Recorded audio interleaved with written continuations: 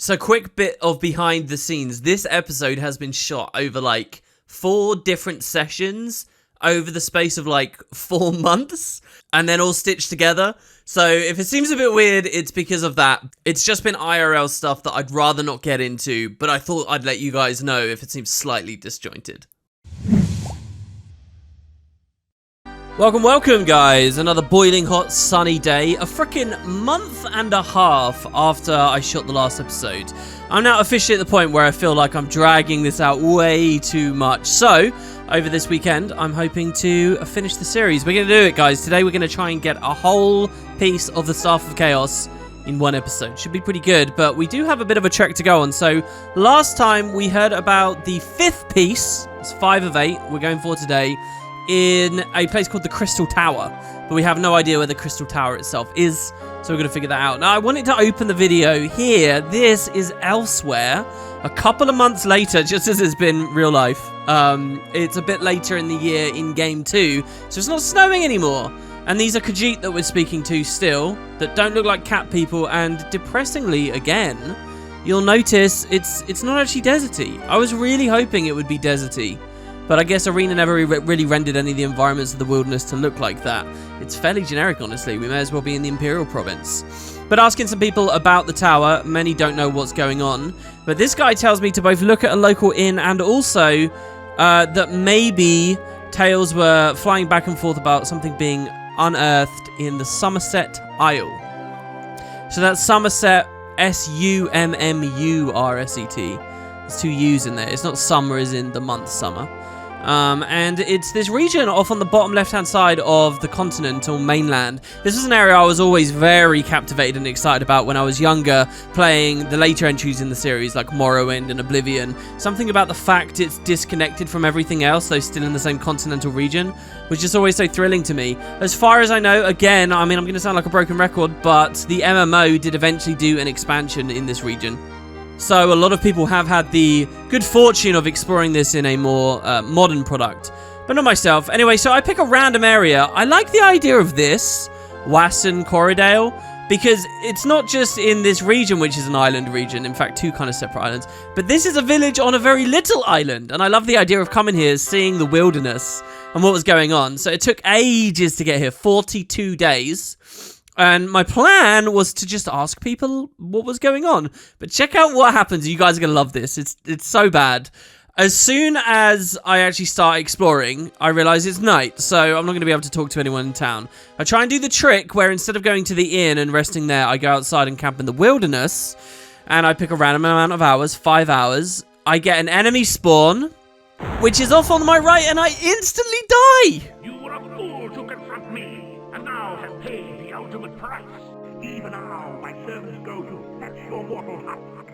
You will serve me well through my years as Emperor, once I have made you undead. Perhaps I will even let you retain some of your memories, so that the price of your failure has meaning to you.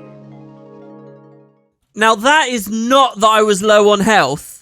It was just that it spawned a wraith now. I can actually get some ice golems spawning on me. The further you get into the game, the more dangerous those encounters are. But I didn't expect to get immediately destroyed. I actually only have 1 resist fire potion on me as well, so let's hope there's not too much fire damage coming up soon. We do get the nice benefit of hearing Jagar goad us now that we've been destroyed, because as I mentioned in a previous episode, his commentary does change a little as you go on. But yeah, so I come back. This time I don't go to the little island. I just decided it's an ill omen. I pick kind of a random area in the center of the province. And this is it. This is the Summerset Isle, which has got these lovely mountains out in the background. At least the skybox is changing. And we are amongst the Elves, also known as Mer, though I don't believe that that term actually appears this early on in the series. We'll have to wait a bit later for them to really flesh a lot of this stuff out. As I'm sure many of you have noticed, it's pretty primitive back here in Arena. As we've done before, upon visiting a new region, I kicked up the character creator here again, just so that we can see what flavor text the game throws at you when you actually make a character of this race, which gives you a little bit more information. And I go with a barbarian. A barbarian high elf just seems so wrong to me. in so many ways that it feels kind of right. So it says, then we will be known as the barbarian Adfad, who would know the Summerset Isles is their home. Know ye this also? Thy race is tall and stately, for thou art kings among princes. Thy people were the first on this land to breathe the spring air, and the first to leap, nimble with the wind. Thine eyes can see all, even when naught is out but the mistress of the night. So the High Elves are really standard Tolkien-esque elven race. They have good vision, particularly that idea of night vision there, I guess. And yeah, we're very tall and slender and slight, and the idea is we're very old and we've been here a long, long, long time. And here in the character creator itself, you can see you get this nice background here of these archways, which I suppose are meant to be the Summerset Isles. I don't know whether the MMO and any other place we've got to visit this region have continued to depict archways like that in their architecture and their art. That would be an amazing throwback, but this is such an obscure little thing we're looking at here, I doubt it. And of course, I can toggle through some of their faces as well, but we should find that the townspeople out in the regular areas also look that way, so it shouldn't be that important. Then obviously you have the manual, a place so obscure most people have never really looked at, but I find an amazing source of information. High Elves hail from the island province of Summerset. They are a tall, golden-skinned people. Now that bit's important and does maintain through the whole series. Golden skin, almond-shaped eyes. The High Elves are extremely intelligent, agile, and willful, and you'll notice these things basically make them good casters. They seem drawn to magic, as a moth is to flame. They have a natural affinity to its use, and often make quite formidable wizards. High Elves are naturally immune to paralyzation. They are adept at any art involving the arcane. So, I do want to remind you all, in this playthrough of Arena, I've picked a very basic character that gets access to most of the mechanics in the game, with the obvious downside that I don't cast my own spells. I use artifacts and items and enchantments to do that. If I had gone an alternate way and played a spellcaster myself, I think this is the race I would have picked, just because of that crucial thing that, yeah, they're good wizards, but also they're immune to paralyze, and you will have seen that really paralyze and spamming potions of free action is a big thing in the game, just because of the more limited enemy variety, the fact that you're going to deal with a lot of spiders and they'll be paralyzing you over and over and over again. So yeah, I was very nearly a High Elf in this campaign, but I think that the Redguard Ranger is a nicer place to start, and we can look at some of the spellcasters in the subsequent entries in the anthology, where basically spellcasting starts to get a lot more interesting. So, back to the town. We now need to figure out where exactly in the Summerset Isles this crystal tower is, or where anyone might even know anything about it. I always love the idea that when I was in a previous province, this person says, there ain't no such thing. When in a previous province, someone sends you on a wild goose chase to the complete wrong area. Like, we always get lucky that the first rumor we hear is the correct one. But this person says that they've heard about the crystal tower from a traveler in the Landrill. So there you go, that's your crucial information. We now have the province and we have the specific place. Landrill being a big town on the top left, which I'd actually seen just moments ago in this video when I was first deciding where to go. I figured that it would probably be a city. They usually seem to be there, so I favoured a town first, just so that we get a mix of different places to go. And it doesn't feel like we're just power running through the game here. But yeah, so, and now we get to ask again. I love the person who responded by saying, it ain't real, or whatever. Because we've just spent all this time reading this lovely lore and information about how these are quite, you know, kings among princes. What a great description. Just to hear someone speak as common as muck. But yeah, so this guy says, it is said that the Mages Guild seeks the Crystal Tower for some artifact of great power, with which they can fight the followers of the Mad God. Perhaps if you were to go to the Mages Guild and ask them, they would agree to help in return for some payment. So, the Mad Gods. Now, again, as I mentioned, there's not really any bosses in the game, and I wonder whether way back in the early 90s, Bethesda were thinking of making this some kind of boss here. We can hear about another antagonist in a second. But the idea of this setting having a mad god actually becomes a really big thing. There is a very specific character, a fan favorite character that people, I think, much enjoy, who definitely can bear the title of the Mad Gods, that we will see come more into the spotlight as we go forward. But for now, the idea of a Mad God is just kind of mentioned here in this little quest, the same way that most of the main quest is handled, and that is kind of rubbish. So yeah, you get these nice statues in the river in the middle of town. I always like these. And any opportunity to actually swim for a second, you get the lovely river music, which really could have been used in more places in the game. You're listening to the same track over and over and over again, and there's no real town water content in Arena, let's be real. So yeah, I'll do the bit of swimming instead of trying to find the bridge if I can. And we just gotta get our way to the Mages Guild. So, talking about my gear, by the way, last episode, we didn't really have anything good for light. Well, I've picked up a Mark of Light already, and you're going to see that the vendor here has something good too. A cool breeze follows you into the Mages Guild, drying the slight sheen of sweat from your brow. The interior smells of spices and chemicals. As your eyes adjust to the dim light, you can make out arcane implements and mystical apparati, and you think you feel a strange tingling on your skin. I think that's a description we've read before, but the game really has no shortage of them, and it would be unfortunate that we just had the same one come up twice. So my name is Corim Ashlyn, and I have the dubious honor of being the lawmaster of this Mages Guild. Word has spread that you seek the Crystal Tower. I have known students of mine to search an entire lifetime, never destined to walk within its hallowed halls. I will, however, consider doing something I would never have thought to do. I will help you find the Crystal Tower. In return, you must do a favor for me first. You see, a few nights ago, priests of the Mad God attacked our guild. They were protected by some sort of spell that absorbed our magic, making us powerless to stop them. Many of our initiates died, and the priests carried off a number of our treasured artifacts. Among these was a small diamond. I cannot speak more of this, other than to say it serves a vital purpose here in the guild by strengthening our magic. It has a secondary function as well, one that would be of interest to you. I quested and won this magical gem in fair combat from its previous master, the Demilich Zeraphus. It is said that the light from the gem will allow the viewer to see the true location of the Crystal Tower on a specially prepared map, a map I have in my study. The priests, however, have the diamond. If you would consider recovering it, I would be happy to show you the location of the Crystal Tower. You will, however, have to bring me the diamond first. Do you agree? So that's a whole lot of words to basically set up the same situation we've been in many times before. I say yes, he says, good, you will find the Temple of the Mad God outside the city of Lilandril. Wait a moment while I get a pen and mark the location on your map. Remember, bring me the diamond and I will show you the location of the Crystal Tower as a reward. And he inscribes the location of the Mad God onto our map. There is that interesting comment about a demi-lich as well, which, if you really pay attention, doesn't necessarily have anything to do with the story right now. I'm not sure the other games ever talk about that character. So here, I notice in this guy's vendor list, before I leave, he also has a ring of Wonderlight. Now, I bought a regular Mark of Light. You've seen it before. I just wanted to have some more so the dungeons would be a little bit lit up as we adventure along.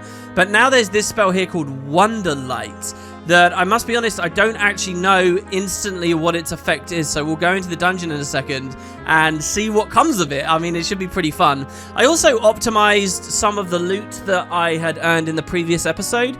I haven't bought anything, I haven't farmed anything, but I have equipped certain stuff that I had just kicking about and unequipped other stuff that basically was weaker.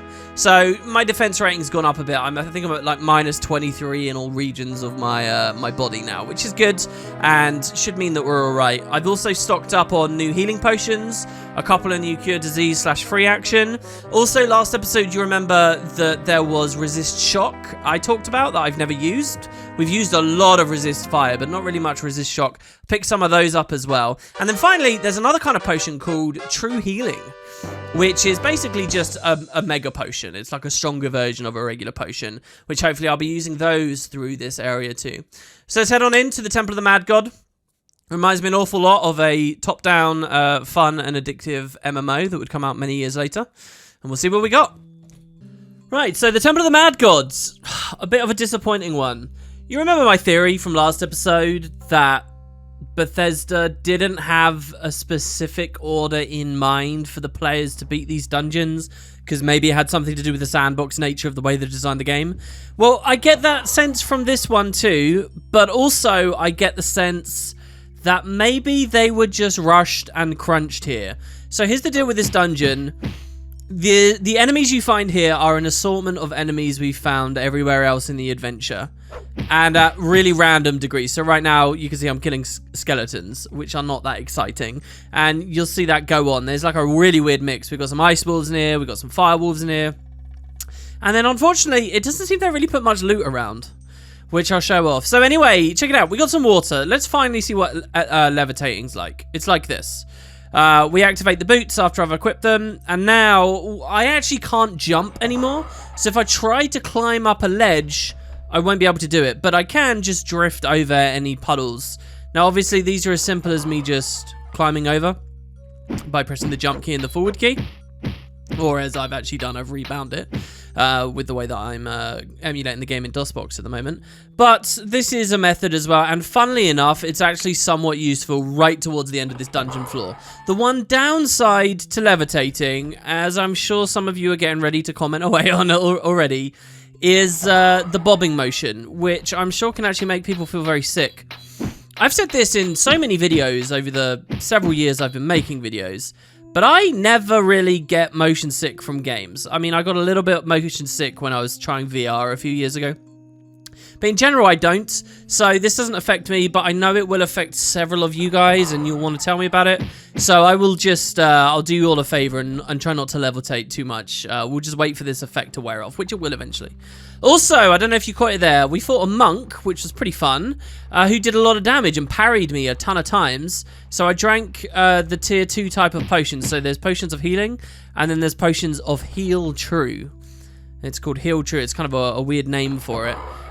Which just heals you for more. Now, don't forget, potions in this game, here's a nice example of levitating and the cauldrons and stuff. Now, don't forget that in this game, potions are like a dice roll. So sometimes you'll drink a potion, it will give you like nothing, and then you have to quickly get back into the use menu to pause everything so you can drink again, otherwise you might die. It's just kind of weird RNG, doesn't hold up well in modern day at all. Now, heal true can also still roll low, so you can have situations where a regular potion heals you more than a heal true potion would. And by that token as well, I suppose you could save scum to get max value out of every potion you drank. You would never really need to buy the heal true ones. Though maybe if you get really lucky on heal true, then it's better than getting really lucky on regular potion. But hey, the other thing I'm not too sure about is the economy either, right? Like, so heal true potions heal you for more, but also cost more. So is it linear in such a way that it's actually worth picking them up or not? I don't know. I don't really know what Bethesda did. Maybe they even could have changed like the odds of what you roll, or, you know, the sides of the dice and stuff. So yeah, there you go. You can see the levitate's now ran out, so I'm just gonna stop utilizing it. And our job on this dungeon is to get south, basically. It's cunningly designed. Bethesda's done this a few times in the game already, where if you were to just look online at a map of the dungeon where the exit is, you'd think you can find it very quickly, but you need to do some weird horseshoes. Though the exit is to the south, we actually need to go north and west, and then south, and then back to the east in order to make it. All of that is if you're not breaking through walls using password, which I'm not. I'm trying to give you the real experience here. So you'll see on my adventure, which is just kind of misguided, as I open the map here, I see the exit right there, which really amazes me, honestly, because I feel like I've only just gone on the goddamn floor. But we do need to go north and all the way around to find it. If you just try and go immediately, you get sort of somewhat stuck. So that's what I'll do. Unlike many other dungeons, to return to my point a moment ago from earlier in the game, if you wander around, you don't get fun little flavor text talking about, you know, the wet dripping of the stalactite hitting the marble below, or the dank smell and the skittering of rats through the walls. You don't hear anything, and you don't find any loot either. It's a big dungeon, but they never really added any piles of treasure, and they never really did very much with the enemies that we fight. So all around, just a little bit of a shame, I would say. I do still have Pitfall, which I'd like to use. You can see I've got a mark of Pitfall there. But here's my mark of Light, because you notice it is a bit dark.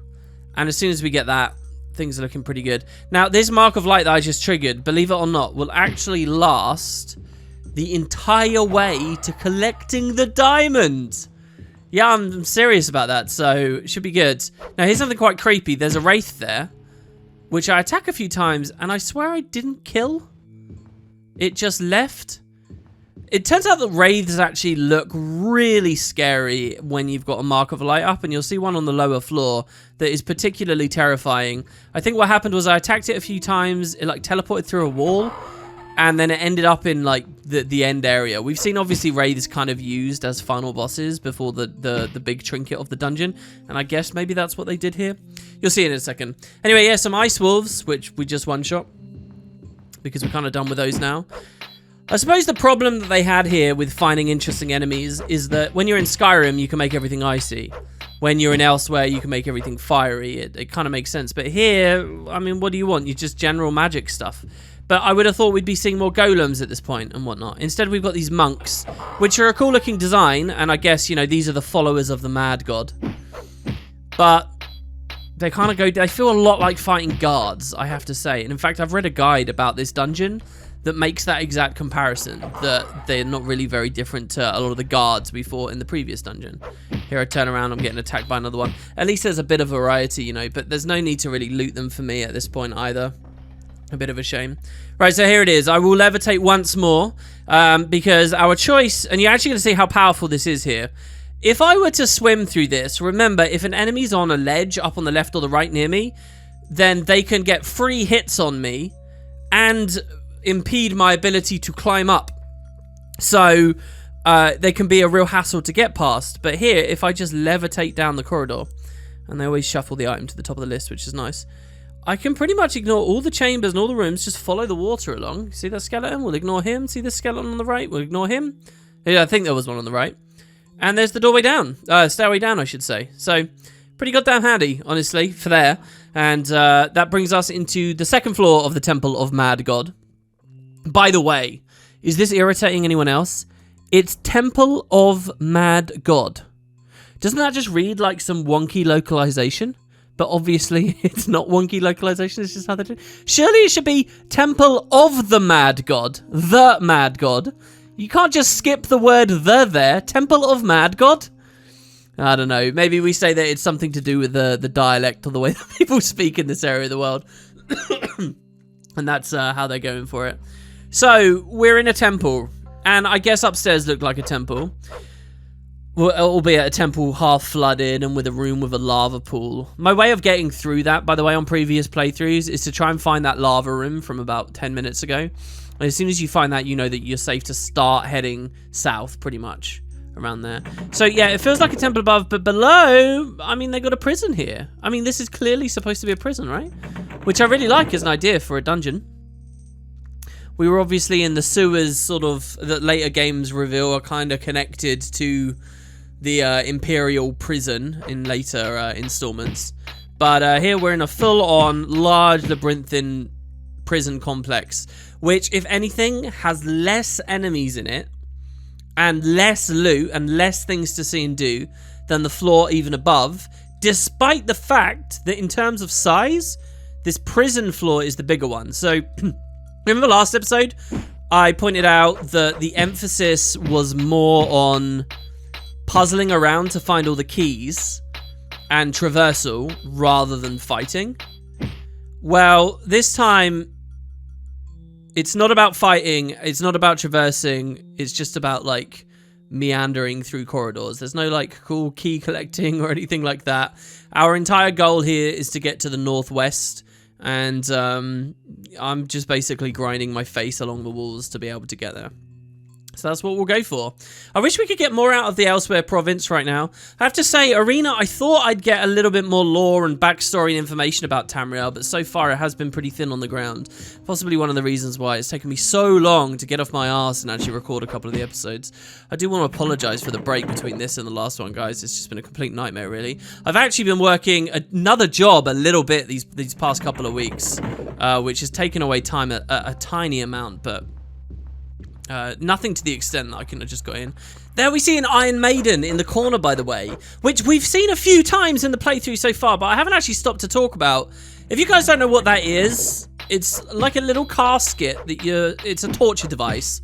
You're supposed to be pushed in, they close the door, and all around so you're in the dark and you're confined and you can't get out. And all along the walls, poking against you, pressing always, are like tons of nails or blades or, you know, swords or whatever you'd want it to be in your particular version. And it's a torture device. The person is stuck in there, and as soon as they lose the strength to stand, they slump against the wall, and now, you know, it's piercing them in their body. Really, really grotesque, gruesome thing. I've always been really terrified of the idea. I mean, you read any kind of torture device that humans have invented, and it's never really a nice thing, right? But that in particular has always very, very much icked me out and been very creepy and nasty, and a lot of RPGs kind of end up showing them. I think one thing that's quite interesting, though, I found out a few years ago, I don't think those ever actually existed in real life. They're kind of an old myth that supposedly people used to use them, but they never really did, so now they just sort of exist in various forms of fantasy, and it's kind of positive for me to hear that they've not been a real thing. So anyway, here we go. This is it. This is the end of the prison. I'm not joking. We're about to get the diamond, and there's the wraith that attacked me. He looked particularly scary. We run through and we get the riddle door, which is probably the easiest riddle in the game. This one I can actually get. Ready? The area above the door is inscribed with the following: what flares up and does a lot of good, and when it dies, it's just a piece of wood. Well, I mean, this is a wood-related riddle. I'm sure I'm going to know it. It's a torch. I'm not even going to ask you guys to pause and try and figure it out. Torch. Easy. And that's not actually a criticism. Look at how creepy it looks, see? With the light spell on. Very, very scary. And that is not a criticism of that riddle. I wish they were all that easy for the more modern mind that doesn't know these things very well. So there's the diamond. Looks great on the floor. You found the diamond that he sent us to recover. Now, just to find the crystal tower. And so I've got a job of escaping. We'll use the crystal to go to the crystal tower itself, or the diamond to go to the crystal tower. Escaping is going to be a little bit boring. I won't force you guys to watch it. I might pass wall a little bit myself. But I'll hit up the next dungeon and get the next piece of the Staff of Chaos, and I'll probably show you guys what it's like to delete some floors as well. Finally, let's do it. So back at the Lilandriel Mages Guild, nice and local. We can talk to the wizard again, who says, well done, Tarlin, you have done this guild a service it will not easily forget, and I thank you for your efforts. Now, for my part of the bargain. So Corin walks to a table where an ornately penned map lies, and there he focuses a shaft of light through the diamond. A moment later, he inscribes the location of the Crystal Tower, somewhere in the Summerset province, onto your map. It's kind of a weird thing that he's inscribing this tower onto our map, because the later game's lore and story is going to establish it as, I would say, a fairly well-renowned place. And yet here we need to, like, find this secret special place. Maybe we can just say, you know, it was a secret of the Altmer, and they're not going to impart those secrets unless we do a favor of some kind. Again, they're just basically tweaking the same basic format that they've been doing over and over and over again. So anyway, while I was at the shop, I made sure, as you can see here, that I got all of my potions. And I bought another ring of Wonderlight because I forgot I'd bought the previous one already. Which, again, I'm wondering, is that like another kind of light? It just goes further, lasts longer. Well, we'll see it soon. Turns out it's actually going to be a projectile of some sort that does something very funny with my client. So we're off to the Crystal Tower. Now, while the Temple of Mad God was a bit of a disappointment, the Crystal Tower is probably the best made dungeon we've seen in the game so far. I'm not going to say it's my favorite. I think I preferred some of the other ones, but you can see they put a lot of work in on this one. So it's right next to King's Haven, not very far away. Based on current weather, 19 days for us to travel there. And this is a significant place in both the lore and just as a well-crafted arena location. So here's our image of it in what looks like a very barren landscape. You'd think that's elsewhere almost. It says Crystal Tower. The Crystal Tower dominates the area, rising like an accusatory finger pointing at the sky above. This bastion of sorcery seemingly transcends normal human conceptions, existing in many places other than this. And you can sense the fifth piece of the Staff of Chaos somewhere above. Oh no, I apologize. Many planes other than this.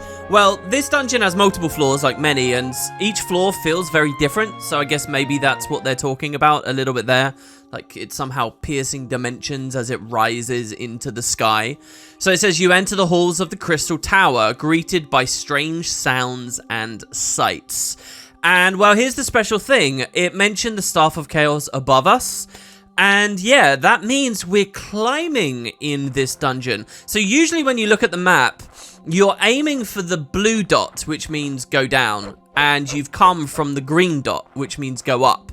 And so that remains the same in this dungeon, but your mindset has to change because, of course, now you're going in the reverse direction. So we're actually aiming for the blue dots. We're aiming for the green dots this time because we're trying to get up, which is deeper in.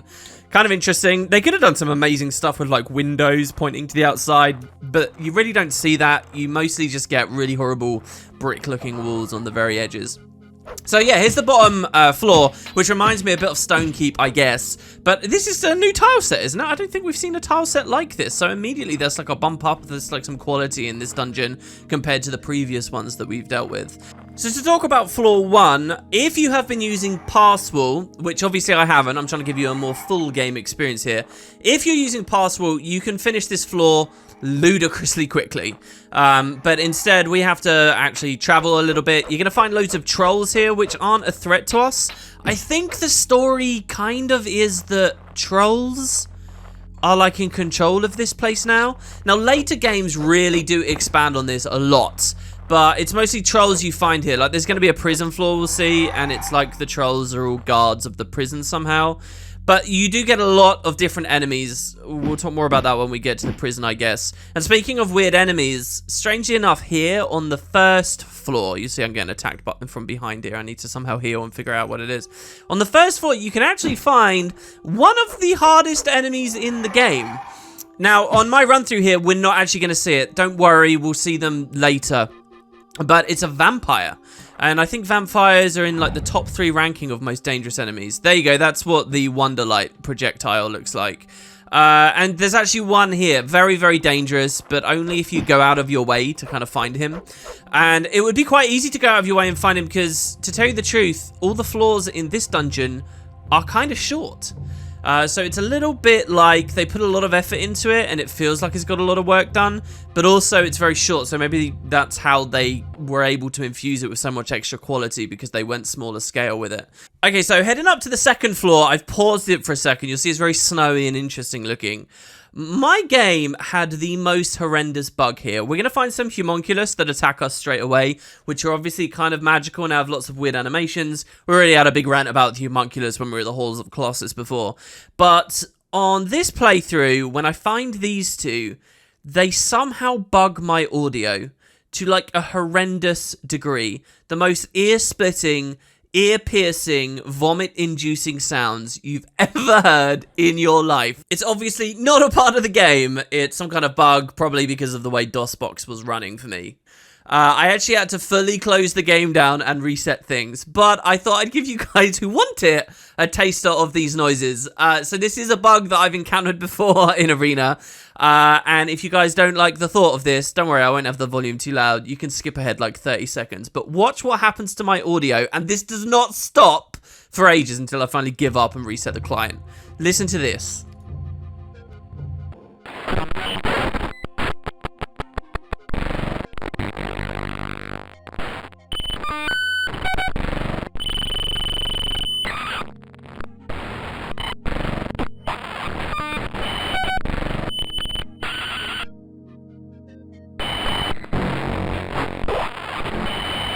And so on. So yeah, I had to do a bit of a restart. Let's talk a little bit about floor 2 now, which is mostly just very cold. I guess we're in the cold plane of existence here.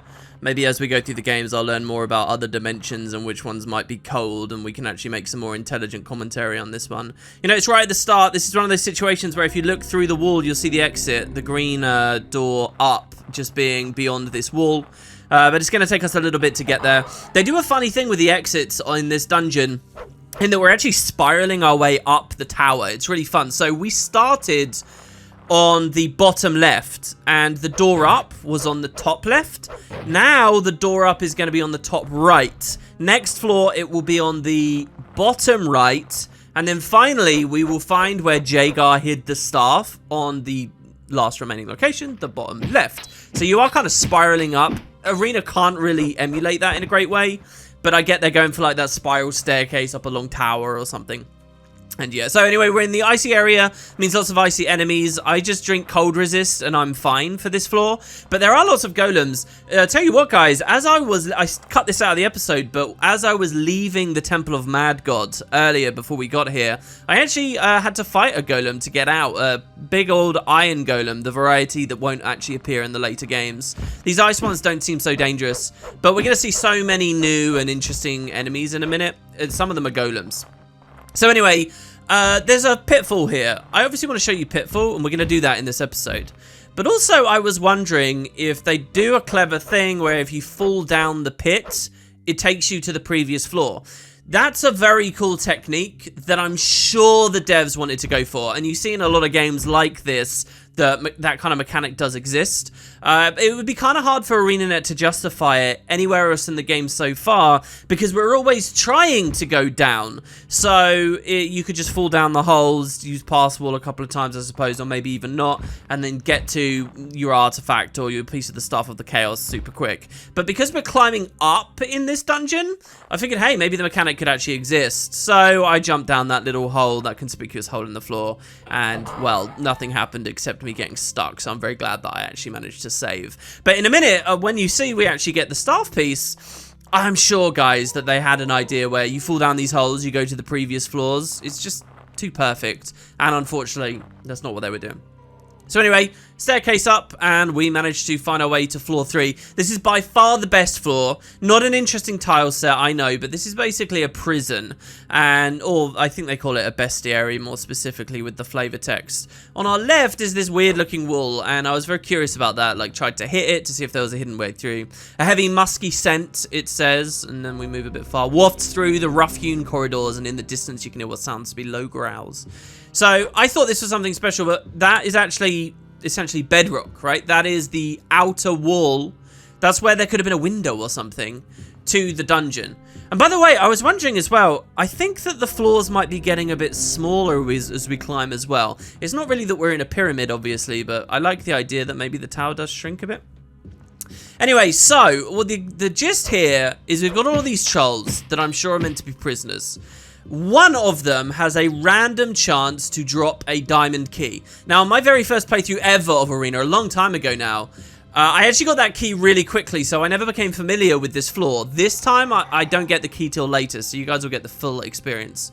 And we're getting these signs. Bestiary, Section 1 we're supposedly in. And so while you're hunting the trolls in these main corridors, you will find all of these cells. So this one says rats. And all of these gates are pickable or bashable. But if we were to go in there, we would be able to fight some rats. It's as simple as that. Rats aren't interesting. We know that. They're just a risk of disease. Skeleton. Oh, and I can't always see them in there, but they are. This guy here, goblins. Well, there's one goblin. I mean, they say plural, but they only actually spawned one in. And in this way, you can actually see pretty much most of the creatures in the game. And they even give you tips, like here, Snowwolf warning specimen has ice breath attack. It makes me feel like, again, my theory that they once had an idea you could do any dungeon in any order, that maybe this was going to be like a tutorial thing, because I mean you opt into these fights. The key to go forward is from the trolls, not from any of these things. So you can ignore them. Now there's treasure piles and loads of them. Unlike Temple of Mad God, where there was basically no treasure around because I'm sure they rushed it. In here there's loads of treasure if you wish to actually brave the fight. So it's totally your call. I broke one of my weapons earlier. You might have seen I've equipped the Ebony Katana now. Ebony being extremely strong. Because the Claymore I was using broke as I was bashing walls. So I kind of didn't want to bash my way through all of these. So let's use Pitfall, finally. And so here's the idea. I'm trying to Pitfall under the door. Something told me that would be a really cool idea. I mean, you could break all kinds of stuff with Passwall. Why not let Pitfall do a similar thing? And actually, you can't. So that's unfortunate. Pitfall can be used for a really interesting bug in the game, where if you go into one of the dynamically spawned dungeons out in the wilderness, if you use Pitfall all the way around like a door that would portal you somewhere else, it actually completely bugs the game, and instead of taking you deeper into that specific dynamically generated dungeon, it takes you to like an artifact cave. It takes you to weird places because of the way that the door assigns where it goes based on the tile below it rather than anything else, and the properties of the tile below it change if you break the walls around it. Very weird. But there you have it. That's basically Pitfall. I can't really think of a great way to utilize it. There you have it. I've been saying enough episodes that I wanted to show it. It's a mechanic in the game, so there you have it. I mean, the terrain manipulation. So here in section 3, you see there's even more dangerous stuff. And this says the Ice Golem has a damage aura. I don't remember Ice Golems having a damage aura. I feel like that might be a vestigial mechanic, or a vestigial text referring to a mechanic that doesn't exist. And here we have a Stone Golem, who, as far as I remember, we haven't actually met in the playthrough yet. We've seen no Stone Golems, so I definitely wanted to come in and kill him. It says that he throws rocks, but again, I don't really see him throwing any rocks. And to be honest, he goes down really easily. There is no, like, resist earth in the game, so there would have been no way to specifically resist him. So it's a good thing that he was easy, I suppose. But the fact he was easy makes me wish he was in some of the earlier dungeons. Here we have an interesting thing, which is that in all of the cells, there's a hole that leads to a trench that connects all of the cells. So as soon as I realized that was what was going on, I got out. I was like, hell no, I'm not doing it. This cell's empty, but on a plaque to the side is hastily etched our name, and it seems someone has been expecting us. So do you remember the wizard told us about a lich that is just like so many other creatures in this game, probably was meant to be a boss, but we don't actually fight as a boss? I wonder if he was meant to have etched our name. I don't know. He doesn't actually appear. I don't think it was Jagar, because Jagar didn't know about us at the time that he was splitting the staff into all the different pieces and hiding them. So it's like Jagar did that, and I like to imagine that maybe Jagar spoke to this lich or this bad guy and said, look, if this guy comes here, if Tarlin arrives, or whatever you named yourself, I want you to throw him in a cell. And so then he hastily drew it on the wall, something like that. So here we got the final cell. And it says Fire Demon. Now, I don't think we've seen any of these either yet. So as a Fire Demon, I was going to use Resist Fire against him, but I couldn't get through the door until I realized it's a magical lock. That's what we need the key for. And as it so happens, that is the exit. I don't remember any of that from my original playthrough. I probably just ran through, clicked the door, opened it, and killed the guy and didn't think anything of it. But yeah, I decided to reload my game as well because I'd done all that damage to my sword trying to break through a magical lock, which of course you can never actually get through. And really, that was kind of the idea. So from now on, I'm just looking for trolls, really, and we're just idly, casually exploring and seeing what's in the different cells. This one having a Medusa with a gaze attack, do not stare, so we can decide to fight the Medusa. Also with a crazy rug in that room, really, really bizarre. So to talk about this floor again, another reason that I really like this is it quite connects into the later story established by the later games, which obviously we'll get to when we get to them. But the idea becomes kind of that this was a place of magical learning. If you remember, I told you when we were in the Imperial City, there was a big tower at the city as well. And while there's a big university, a magic university called the Arcane University there too. The Arcane University kind of replaced this tower as a location for learning. And so when you look at this floor, it's basically teaching you stuff, isn't it? All these different magical creatures, or sometimes magical. And you'll notice we did get paralyzed by the Medusa there. Very fitting. I had to use free action to get out of that. And it teaches us information on how to deal with these weird magical creatures. But then this tower kind of gets replaced by another location later. There's also another really cool story, and this isn't a spoiler because I think this only appears in one of the novels, not the games, and that kind of sucks. I didn't fancy fighting these homunculus, by the way, because I genuinely do find them a threat, so I just ignore them. But there is some lore that during the events of one of the later games, this place gets torn down, which is really cool. I'll talk to you more about that when we get to the Oblivion Crisis. That fact doesn't actually stop it appearing in more contemporary products, though, because, drumroll, yeah, once again, the MMO has revisited this location. Obviously, it's revisited so many of the locations. And it's kind of at a cool point now where I haven't played the MMO, but if you go to the wikis, you see all these amazing screenshots and new art of this area that just looks super fantastic and really flesh it out as the games go by. Anyway, that's a bit much to think of for now. We just want to keep spiraling in. You'll notice that the prison keeps working its way into the center.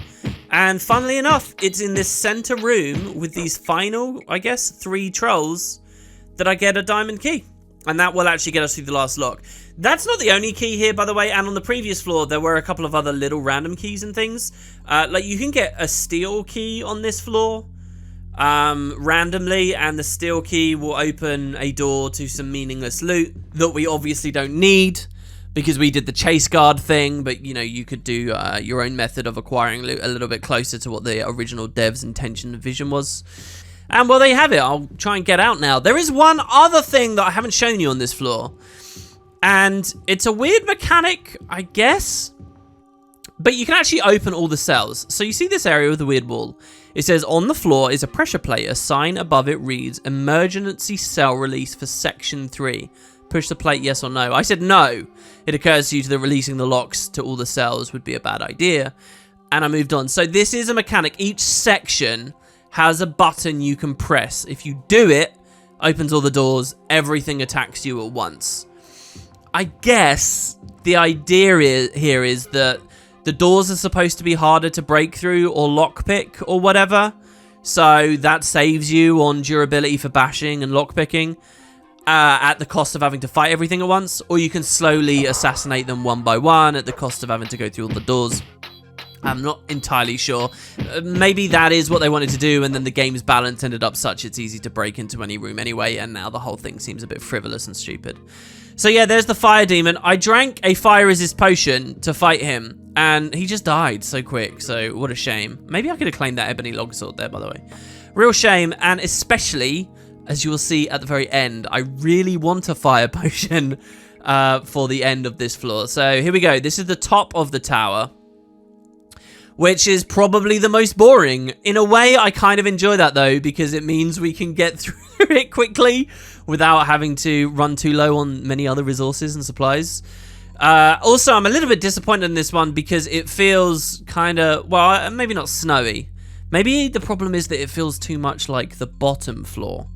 There are no tricks here whatsoever. We have to swap our marks here to get our light back, which you notice just went out. There's no tricks here whatsoever that will really get you killed or put you in any danger. I will note, by the way, on the second floor, there's kind of a buggy room in this dungeon, where if you go into it, you can never get out unless you have levitate. Yeah, seriously. Or maybe some other shenanigans, pass wall and stuff will probably save you. This floor, if it has a trick, it's this. Cold resist potions for the crazy amounts of wolves. I mean, this is why it feels snowy, because the wolves are everywhere. But also, never go through a door unless you're forced to. And then once you've been forced to, just follow the left wall. And you'll get through the dungeon. I mean, I don't know whether that's explicitly stated in any guides or anything anywhere, but that seemed to work for me. So just keep going left and don't go through any doors until you're forced to. So all these little alleyways, they're all pretty much dead ends with nothing going on. I believe there is one slightly faster way to progress here, which is if you go super far north straight away, there's a key. And then if you backpedal, you can use the key on a door that gets you there slightly quicker. But because you had to go on a detour to get the key, it's not really that much faster. So don't worry about it. So here you go. Look, I'm forced to go through this door now, right? And what did I say earlier? We've been spiraling around, so we're going for the bottom left. We know where our general goal is. And so this one will obviously arc us northeast, but we're going to do like a U-turn and be able to slip back through. I guess it is dangerous if you're still struggling with golems. Make sure that you've got good enough gear that you can actually damage them, or good enough spells that you can hastily deal with them. I'll tell you what, it would be well worth you guys doing your own playthrough of this game once mine's over, just to see what it's like to play a mage, you know, actually have a blue bar there on the bottom left be filled up instead of just permanently empty as mine is. The wolves, you'll notice we're one-shotting now. It almost feels amazing that we ever struggled against them while we were in Skyrim. We haven't even really leveled that much. In fact, this whole episode, we've done 2 dungeons, right? And we actually haven't leveled. You'll know you're at the end because there's this unfortunate dead adventurer here. I always like it when games do that. And it always reminds me of the Glint's Lair mission in Guild Wars 1 when I see it. But there you have it. He didn't have very much, and we get a riddle. To enter within, thou must find the meaning of this passage. In a marble hall as white as milk, lined with skin as soft as silk, within a fountain crystal clear, a golden apple doth appear. No doors there are to this stronghold, yet thieves break in to steal the gold. What is thy answer? So I actually know this from real life. That's 2 for 2 in today's episode that I know, but I only know the last couple of sentences. The breaking in to steal the gold and stuff. I'm not quite sure how some of those lines work. But the answer is egg. It's an egg. And they're talking about the yolk. So there I am thinking I'm done. The staff is ahead. And oh dear, it's 2 wraiths. And they're shooting fireballs at me. And I already drank my last fire resist potion. And I haven't saved. I should learn by now. There's nearly always a wraith or something to fight in one of these rooms after you do the riddle. Nearly always. I mean, it was bad enough that it was homunculus before. So this is actually kind of dangerous because these guys are doing epic damage to me. I use 2 potions of Heal True here. Look how much these potions of Heal True get me for. I get good rolls on both of them, so lots of health. Manage to run up, and after 1 swing, they disappear. Once again, I'm kind of scared that they're just like teleporting away because I swear that wasn't their death animation. But we seem safe and we managed to get through. And again, look at this. Look at the way they have put the loot in this room with this surrounding like trench.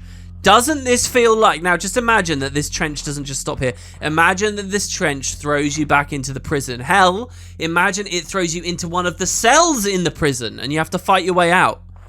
Doesn't it feel like they would tempt you with a couple of jumps like that right here?